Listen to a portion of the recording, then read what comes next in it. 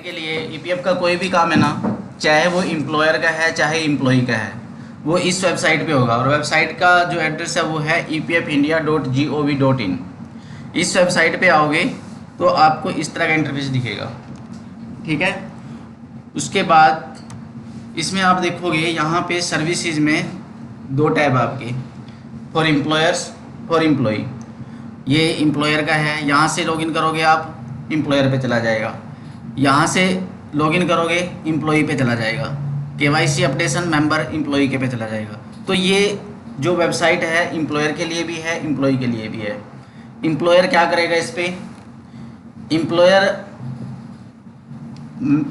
Employee का PF जमा कराएगा, ठीक है। और एम्प्लॉई क्या करेगा, एम्प्लॉई अपना पीएफ के बैलेंस देख सकता है, अगर उसने कोई एडवांस निकलवाना है एडवांस निकलवा सकता है, अगर उसकी केवाईसी नहीं हो रखी है तो वो केवाईसी के लिए अपडेट कर रिक्वेस्ट डाल सकता है, अगर उसने कोई जॉब चेंज की है तो वो अपना पीएफ का पैसा पुराने अकाउंट से नए अकाउंट में ट्रांसफ़र कर सकता है, ठीक है। और अगर उसने पैसा निकलवाना है पैसा निकलवा सकता है, अपने क्लेम फाइल कर सकता है, ठीक है। और इसमें क्या रहता है, कोई भी रिक्वेस्ट हम डालते हैं पीएफ डिपार्टमेंट में तो ईपीएफ उसको एम्प्लॉयर की कंफर्मेशन मांगता है। तो जो हम रिक्वेस्ट डालेंगे पहले वो हमारे एम्प्लॉयर पोर्टल पे जाएगी, एम्प्लॉयर उसको डीएससी से अप्रूव करेगा, फिर जाके डिपार्टमेंट उस पर काम करेगा। एम्प्लॉई जो ईपीएफओ की ऑनलाइन सर्विसेज है उसका बेनिफिट तभी ले सकता है जब उसका यूएन डाटा और आधार डाटा आपस में मैच हो।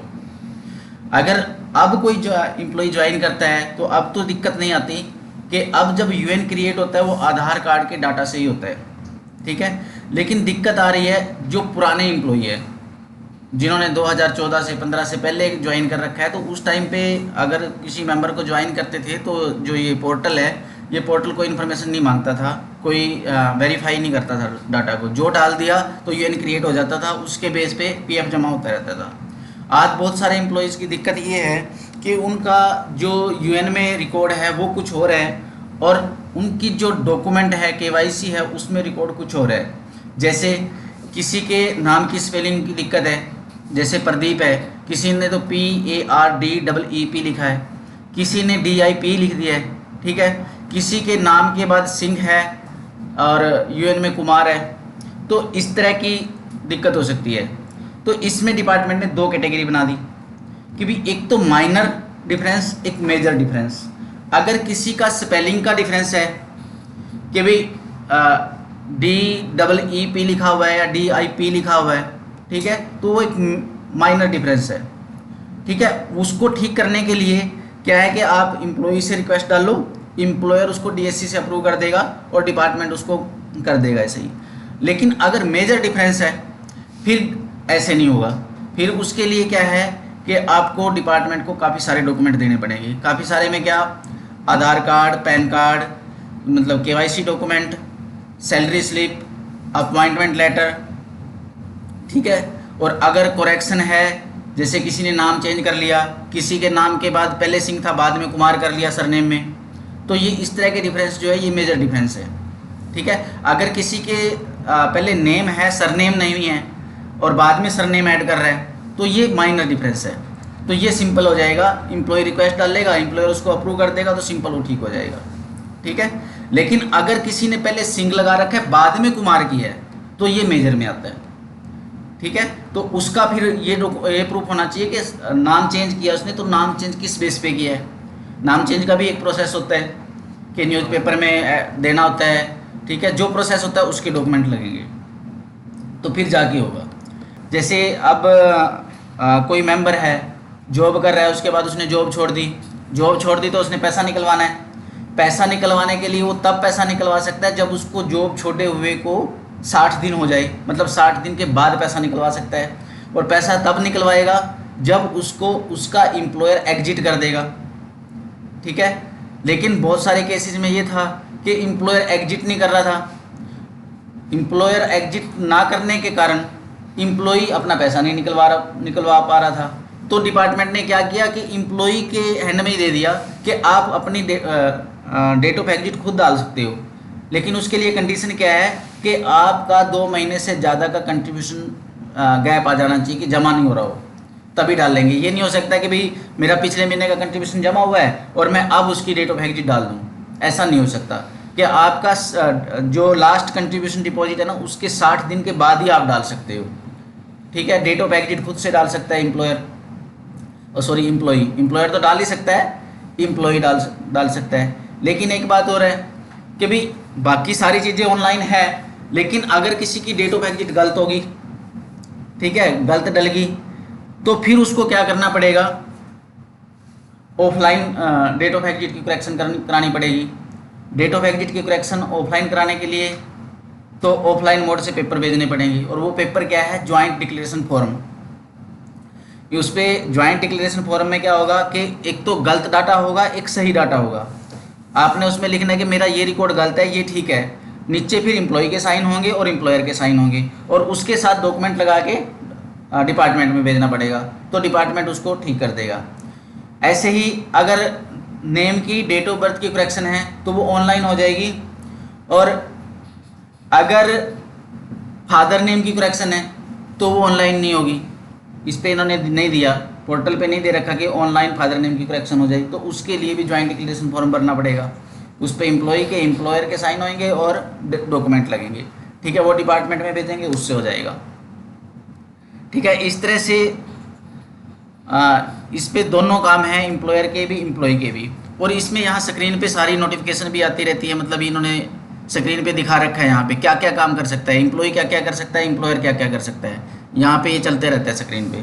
तो आप सारी हेल्प आपको यहाँ स्क्रीन पे ही मिल जाएगी कि हम कैसे काम करें। अगर आपको नहीं भी आता है ना, तो आप यहाँ से जो भी काम कर रहे हो आप इस पे इसमें हेल्प मिल जाएगा आपको, हेल्प से देख के आप काम कर सकते हो। यहाँ पे मैं एम्प्लॉय पे गया, ठीक है, यहाँ पे देखो सर्विसेज है, सर्विसेज में यहाँ पे कई सारे टैब हैं। मेंबर पासबुक, अगर आपने अपना बैलेंस चेक करना है तो आप यहाँ मेंबर पासबुक पे जाओगे। अगर आपने ऑनलाइन सर्विसेज में जाना है तो आप यहाँ से लॉगिन कर लोगे, ठीक है। आपने अपना क्लेम डाल रखा है, आपने उसका स्टेटस देखना है तो आप यहीं से देख सकते हो, ठीक है। अगर आपको कोई दिक्कत आ रही है, आपने क्लेम डाला, रिजेक्ट हो रहा है, या कोई भी दिक्कत आ रहा है, आप केवाईसी के लिए कर रहे हो, आपके रिजेक्ट हो रहे हैं, तो आप यहाँ पे कंप्लेंट रजिस्टर कर सकते हो। अगर आपको कोई हेल्प चाहिए, आपके कुछ समझ नहीं आ रहा है, तो आप यहाँ से कंप्लेंट रजिस्टर करके पूछ सकते हो, डिपार्टमेंट आपको उसका रिप्लाई देगा। कोई भी क्वेरी है आपकी, आपको लगता है कि कोई ऐसा केस है, आप यहाँ कंप्लेंट में केस बना के लिख दो और आप यहाँ से पूछोगे तो आपको प्रॉपर हेल्प मिलेगी, ठीक है। यहाँ से पेंशनर पोर्टल पे चले जाओगे, और जो मैंने आपको बताया फॉर्म 13, भाई एक अकाउंट से पुराने अकाउंट से नए अकाउंट में पैसा लेके आना, तो आप यहाँ से चले जाओगे। वैसे तो सारे ये काम होंगे लॉगिन करके, चलो मैं आपको लॉगिन करके दिखाता हूँ। पहले अगर आपने बैलेंस चेक करना है कि बैलेंस कैसे चेक करेंगे, ठीक है, बैलेंस चेक करने के लिए आप मेंबर पासबुक पे जाओगे, ठीक है। यहाँ से आप मेंबर पासबुक पे गए और अपना यूएन नंबर और पासवर्ड डालकर आप इसमें लॉगिन कर लोगे, ठीक है। ये यहाँ से पासबुक खुल गई। अब पासबुक आपने देखनी है, यहाँ पे जितनी भी मेंबर आईडी होगी ना, आपकी जितनी भी जगह काम किया होगा उसके अलग अलग अकाउंट बने होंगे, तो वहाँ पे यहाँ वो सारे शो हो जाएंगे, और आप यहाँ से सिलेक्ट करके आप इसको देख सकते हैं। बैलेंस चेक करने के लिए आपको यूएन से लॉगिन करना है, और यूएन से लॉगिन तभी हो सकता है यदि आपका यूएन एक्टिवेट है। जब मेंबर ज्वाइन होता है तो एम्प्लॉयर क्या करता है, उसका यूएन क्रिएट कर देता है, लेकिन उसका लॉगिन तब तक नहीं होता जब तक उसको एक्टिवेट ना कर ले। और आपको यूएन एक्टिवेट करने के लिए कहाँ जाना है, मेंबर पोर्टल पे जाएंगे, यहाँ से आप ऑनलाइन सर्विसेज वाले टैब को क्लिक करोगे, बटन को क्लिक करोगे, उसके बाद यहाँ पे आपका लॉगिन होता है एम्प्लॉय का, ठीक है। ये एक मेंबर यूनिफाइड पोर्टल है अलग से, यहाँ पे देखो एड्रेस क्या आ रहा है, unified portal member EPF India, तो मतलब ये मेंबर का पोर्टल यहाँ पे है, ठीक है। तो यहाँ पे आपका लॉगिन होगा, यूएन नंबर डालोगे, यूएन नंबर आपका लॉगिन आईडी है, उसके बाद जो आपने पासवर्ड क्रिएट कर रखा है वो, फिर ये कैप्चा डाल के फिर साइन इन करोगे, ठीक है, साइन इन हो जाएगा। अगर आपका एक्टिवेट नहीं है तो पहले आप यहाँ से यूएन को एक्टिवेट करेंगे, अगर फर्स्ट टाइम लॉगिन कर रहे हो। जब फर्स्ट टाइम लॉगिन करोगे तो आपको ईपीएफ डिपार्टमेंट की तरफ से एक मैसेज आएगा जिसमें आपको पासवर्ड लिखा होगा, ठीक है। फिर आप उस पासवर्ड को रीसेट कर लोगे। किसी का ईपीएफ का रजिस्ट्रेशन करना है, कोई फर्म आपके पास आती है कि हमने ईपीएफ का रजिस्ट्रेशन करवाना है, तो आप ईपीएफ का रजिस्ट्रेशन किसी का कैसे करोगे और कब लेना होता है रजिस्ट्रेशन? 20 एम्प्लॉई पे ईपीएफ का रजिस्ट्रेशन लेना होता है, ठीक है। जिसके पास 20 या 20 से ज़्यादा एम्प्लॉई है तो उसको ईपीएफ में रजिस्ट्रेशन करवाना होगा, ठीक है। तो आपको ये इन्फॉर्मेशन रखनी होगी कि कब आप लाइबल हुए रजिस्ट्रेशन करवाने के लिए, कि कब आपके एम्प्लॉई जो है 20 हुए हैं, और आपके पास एम्प्लॉई की डिटेल होनी चाहिए, ठीक है। आप यहाँ पे इस्टेब्लिशमेंट रजिस्ट्रेशन पे जाओगे और ये आपको लेके जाएगा श्रम सुविधा पोर्टल पे, ठीक है। यहाँ से आप रजिस्ट्रेशन पे गए, ठीक है। अब ये आपका श्रम सुविधा पोर्टल आ गया। अब यहाँ पे क्या करना पड़ेगा, पहले जैसे आप फेसबुक पे आईडी बनाते हो वैसे यहाँ पे एक आईडी बनानी पड़ेगी आपको, ठीक है। आईडी बना लोगे, फिर आपको लॉगिन आईडी पासवर्ड हो जाएगा आपके पास, ऐसी पासवर्ड, ठीक है। ये इसका डैशबोर्ड आ गया, ठीक है। उसके बाद आप जाओगे रजिस्ट्रेशन पे, ठीक है। Registration under EPF and ESIC, ठीक है। तो मैं इस पे क्लिक करूंगा,